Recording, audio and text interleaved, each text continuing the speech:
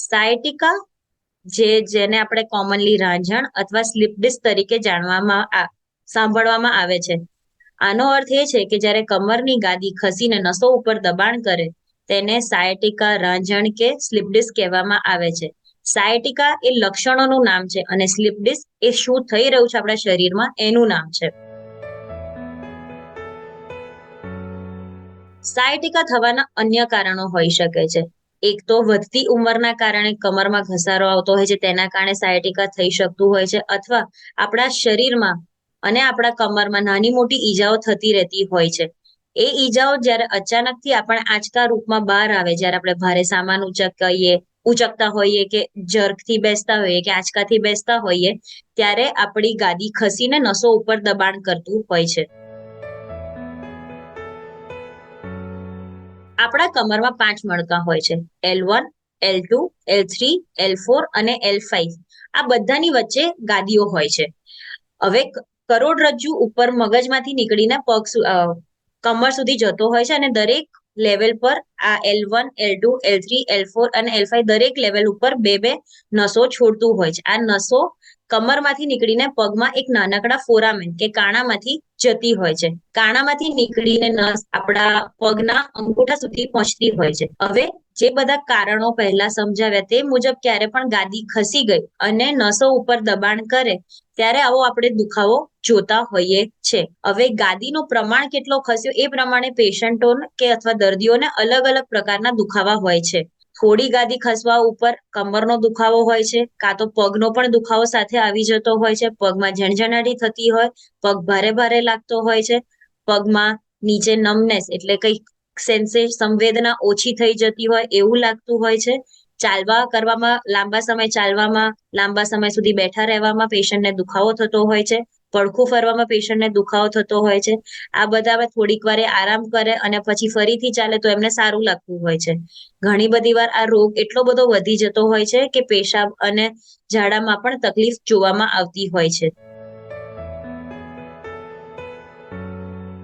Sciatica એ દરેક વ્યક્તિને અલગ અલગ પ્રમાણે થતો હોય છે. એટલે સાયટિકાનું નિદાન કરવા માટે પેશન્ટને જે રોગના લક્ષણનું જે વર્ણન કરે એની સાથે એક્સરે અને MRI ની મદદ લેવામાં આવતી હોય છે. એક્સરેમાં આપણે જે મણકાની વાત કરી એ આપણને મણકાઓ દેખાતા હોય છે, અને MRI માં ગાદીઓ અને નસો ઉપર કેટલો દબાણ છે એ દેખાતું હોય છે.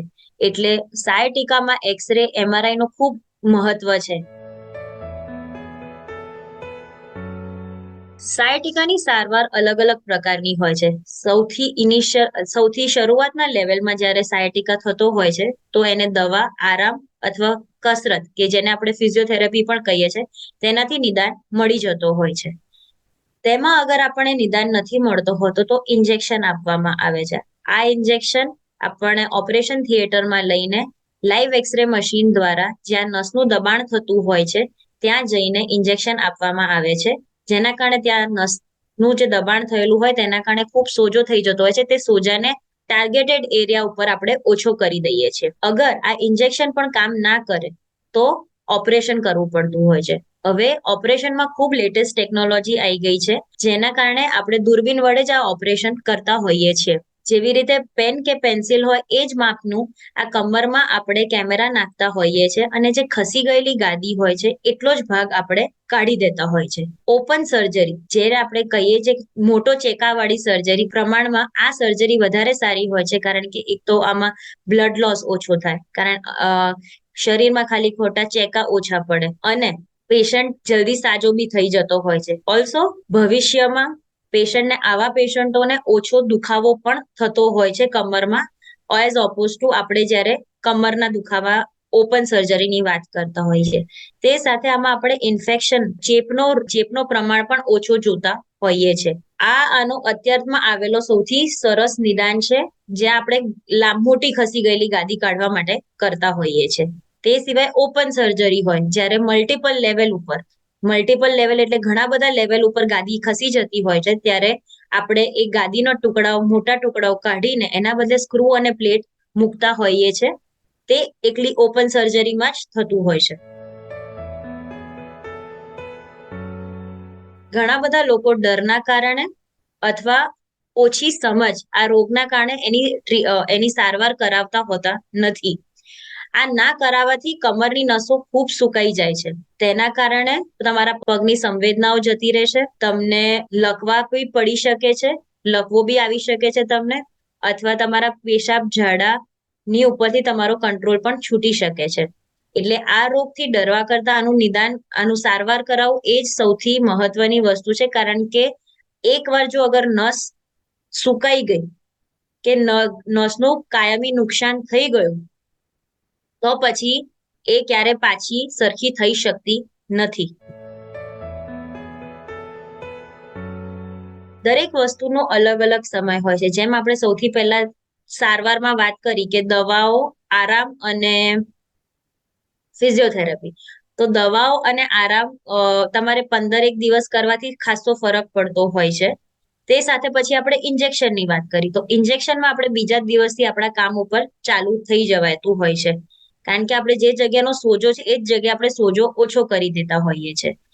પછી આપણે દૂરબીન વડે કે કીહોલ સર્જરી અથવા દૂરબીન વડેની સર્જરીની જે વાત કરી, તેમાં આપણે જે વખતે આપણું ઓપરેશન જે 40 થી 45 મિનિટનું ઓપરેશન હોય તે વખતથી આપણે 2-3 કલાકમાં બાથરૂમ જવાનું જાતે શરૂ કરી દેતા હોઈએ છીએ. અને દિવસ પતવા વેદે દરમિયાન આપણે પછી ચાલવાનું પણ શરૂ કરી દેતા હોઈએ છીએ. પણ કારણ કે આપણે આપણા શરીરમાં કોઈ ઓપરેશન કે સર્જરી કરાવી છે, આપણે દર્દીઓને 10 થી 15 દિવસનો આરામ કહેતા હોઈએ છીએ. જેમાં પણ એ પોતાના ઘરના આંગણે બાથરૂમમાં જઈ શકે, ઘરમાં દર્શન કરી શકે, એટલું ફરીને લગભગ આરામ વધારે કરવાનો આપણે સલાહ આપતા હોઈએ છીએ. આપણે એ પણ ઉંમર પ્રમાણે અલગ અલગ થતું રહેતું હોય છે. અગર નાની ઉંમરના માણસો હોય કે 25-30 વર્ષ, તો એ લોકો જે ખૂબ ભારે વજન જે જીમમાં ઉપાડતા હોય છે, એ પોતાની ક્ષમતા હોય એટલો જ ઉપાડો એવું હું કહેવા માંગુ છું. ખૂબ વધારે ભારે સામાન ઉચકવાના કારણે આ ગાદી ખસવાનો બહુ કારણ કોમન થઈ ચૂક્યો છે.